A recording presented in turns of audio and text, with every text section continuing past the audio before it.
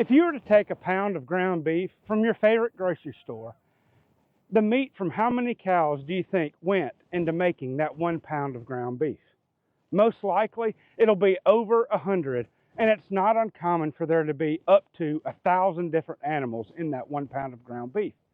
Surprisingly, many beef producers don't know this either. How can this happen? I'll explain in a bit, but there are a lot of misconceptions about the food system in the United States. I'm Rob from Dowdle Family Farms, and we raise beef and pork on our farm in regenerative ways to produce exceptional meat. In this video, I want to highlight some of the misconceptions about commercially produced pork and beef so that you can understand the value of purchasing whole and half animals or even independent cuts from small farmers like me. Now, at the outset, let me say that the U.S. food system has produced a lot of meat cheaply, and this helps out families who are struggling to make ends meet. But we might pause a moment and consider at what cost. One of the biggest problems with our food system, though, is that it's based on producing a commodity that meets minimum quality standards. And the price paid is that which the stock market, for lack of a better term, deems its value is. Did you know that roughly 20 to 25% of the beef in the U.S. comes from the dairy industry? Now, this can include steers pulled from their mothers at their birth, but it also makes up dry dairy cows who are no longer healthy enough to produce good quality milk. Now, compared to beef cattle, these dairy cows are not at their prime nutritional quality. Rather, they're just meat to be ground into hamburger.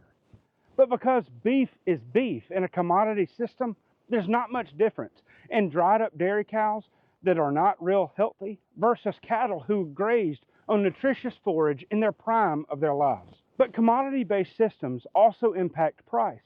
Because most livestock are fed grain, even those who never eat grain, the federal government subsidizes so much of the food production system through tax dollars and, of course, the rising national debt. That's another story for another day. But because so much commercially produced beef eats grain, there's a relationship between the price of beef and grain and other commodity systems. Even grass-finished beef, for example, is impacted, even though it's less slightly impacted, by these systems, because right now we can sell a 600-pound calf like some of these behind me for 3 times what we could 2 years ago. This means that we have to pay more for the calves, and the grass-finished beef that we produce costs more for our customers. Now, there's a little bit more flexibility there, but not much. Perhaps the biggest cause for concern in food safety in the U.S. commercial production systems, suppose, for example, there's a sick animal that is turned into meat. Now, those steaks are usually one piece of meat, though there have been attempts to glue steaks together. I'm not sure how prevalent that is. But if there are 100 steaks from that one sick animal, they will infect at most 100 people. However, the ground meat from that animal can impact hundreds of thousands of pounds of ground beef. So to answer the question that I left at the beginning of the video, why are there hundreds of animals in a pound of ground beef? You see, in a commercial processing plant, the animals are processed by the thousands. Up to 10 or 15,000 chickens are processed per hour in some plants, and then some pork plants can produce 1,000 or more pigs per hour. And beef processing plants can process them at a rate of about 400 or so per hour. You see, the carcass is moving along the assembly line on chains, and at each station or each group of stations in the processing plant, they have jobs to cut specific muscle groups off these animals. Those muscles or cuts of meat are pulled off the animal and placed into a bin with all the other cuts of meat from other animals. Likewise, the trimmings or edges of meat are put together because they are ground together for beef, ground pork, sausage, and other ground meats. You see, the trimmings from those thousands of animals are then pulled together and then ground. Processing plants do not intentionally place different animals in ground products. Rather, it's a result in the efficiency of processing. And that's why the USDA recommends cooking ground uncured meat to higher temperatures, because if one animal has a bad case of E. coli bacteria, it affects so many others. Now, you might be wondering why the USDA inspectors don't catch a lot of these problems or even the sick animals. And the reason is simple. When you have an assembly line of dozens or hundreds of animals passing by every minute, you can't examine each of them. You barely get a glimpse of them, much less to test them. But this is why my processing costs are so high. You see, my processors run a few dozen animals per week. The USDA inspector there has hours to inspect each individual animal. They smell the meat, examine the organs. Ironically, the animals that come from small farms like mine that are crafted with care, there's little need for that kind of inspection. Further, my processor only cuts up one animal at a time.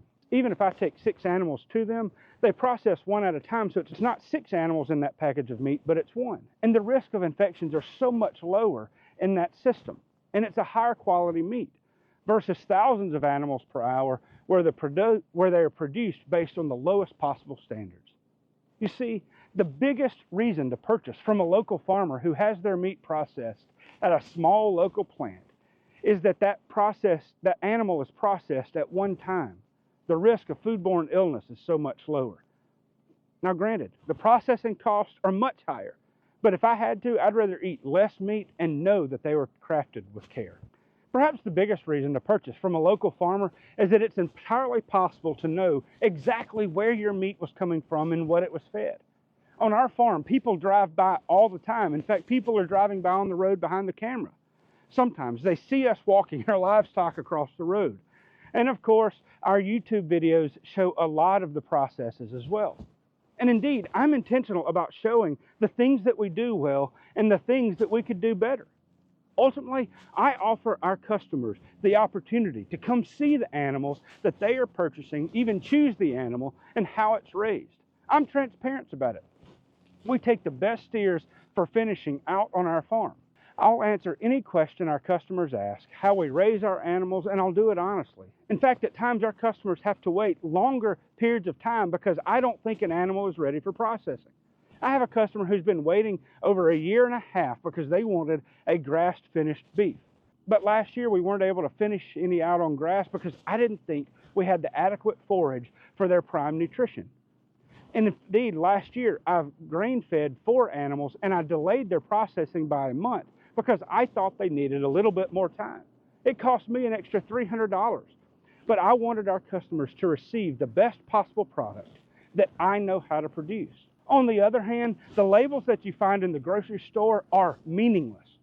Did you know that the U.S. has imported over 3 billion pounds of beef each year for the last several years?